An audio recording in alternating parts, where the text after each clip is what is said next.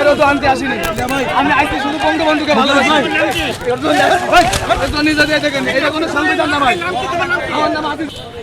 আমার সৎ উপার্জনের টাকা দিয়ে ভাই আমি এই ফুল কিনে আইছি শাহবাগ থেকে জয় বাংলা জয় বঙ্গবন্ধু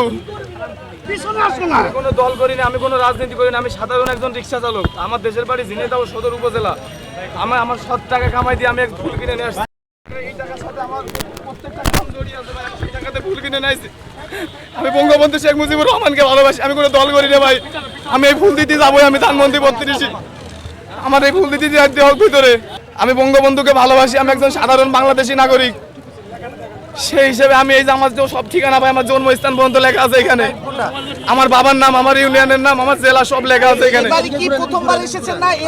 জি ভাই আমি গত 5 আগস্টে আসতে চাইলাম আমি অসুস্থ কারণে আমি আসতে পারিনি বড় ভাই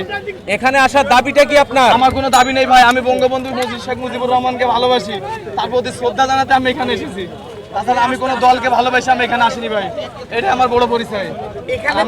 এখানে তো যারা এসেছে তারা বিভিন্ন সময় বিভিন্ন প্রতিবন্ধকতার মুখে হয়েছে। এখন যদি এটা জাতির যদি মনে হয় যে আমি একজন সৎ মানুষ এই জায়গায় এসে আমি বিপদগ্রস্ত হব তাহলে এর জন্য আমি প্রস্তুত বা আমার কোনো সমস্যা নেই আমি হাসি মুখে নেব এগুলো আর আমরা যারা বিএনপি করি তারা কিন্তু আমরা এই বিগত 17 বছর কোনো মানে কেউই স্বাভাবিক জীবনযাপন করি আমরা স্বাভাবিক জীবনযাপন করিনি বলে আমরা এই মাঠে নামতে পারি এখন এবার আমরা আসছি এখানে সবাই মিলে সবাই ভাই বোনেরা আসছে আমরা সবাই একসাথে এখানে আসছি দেখি কি হয় এখানে আসছি যে লোকজন জনগণ দেখলাম যে প্রতি বছর তো শেখ হাসিনা এখানে মনে করুন অনেক আনন্দ উল্লাস বিলাস করতো এখন তো সরকার পলায় গেছে এই দেশে সরকারই নেই আর আনন্দ উৎসব করে কি করবো সব কিছু গ্রহণ করে পালাইলে আগে তো এখানে তো মনে করুন সাধারণ মাম পাবলিক তো মনে করুন আসাই যেত না মনে করুন এই পান্থপথ সিঙ্গেল থেকেই